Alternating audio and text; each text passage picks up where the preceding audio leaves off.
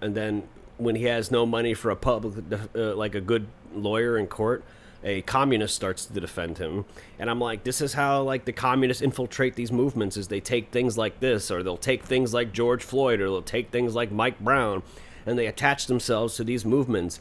They'll take organic plights and then they will magnify it by 1,000 to make it seem like this is the movement, and they'll attach their messaging to it, and they'll start manipulating it. So then women on the peripheral will be like, well, this is the messaging, huh? I gotta start thinking like a man.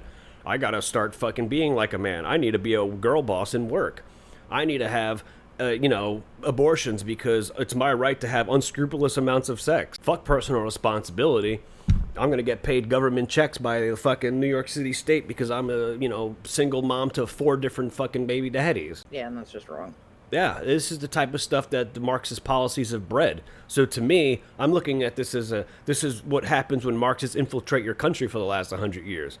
I don't really see the problem as this is just how women are going to always vote. Well, we don't know because there have been so many intersecting problems that have happened during the past 100 years. How could you possibly identify what the actual issue is?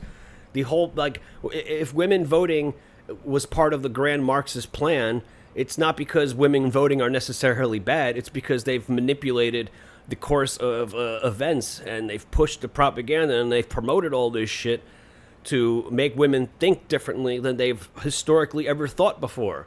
And it causes this clash. This is why there's a lot of unhappy women that are on pills, because they're not biologically supposed to be doing some of the shit that they've been pushed to do. And that's another fucking problem. It connects back to the medical industry.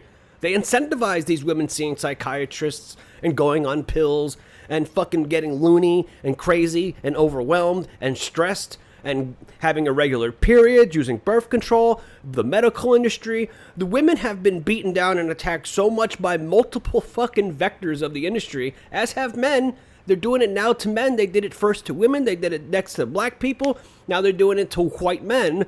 They're attacking white men by making them look unimpressive and stupid in all the fucking media programs. They're attacking them by making it seem like they're the problem. They're incrementally dividing each one of the groups of this country and pitting us against each other to where we don't fucking realize who the real enemy is anymore. And the real enemy are the Marxists who have overtaken this country in the early to mid, the early 1900s, and they grabbed that fucking stem when they blew our president's fucking head off on live television.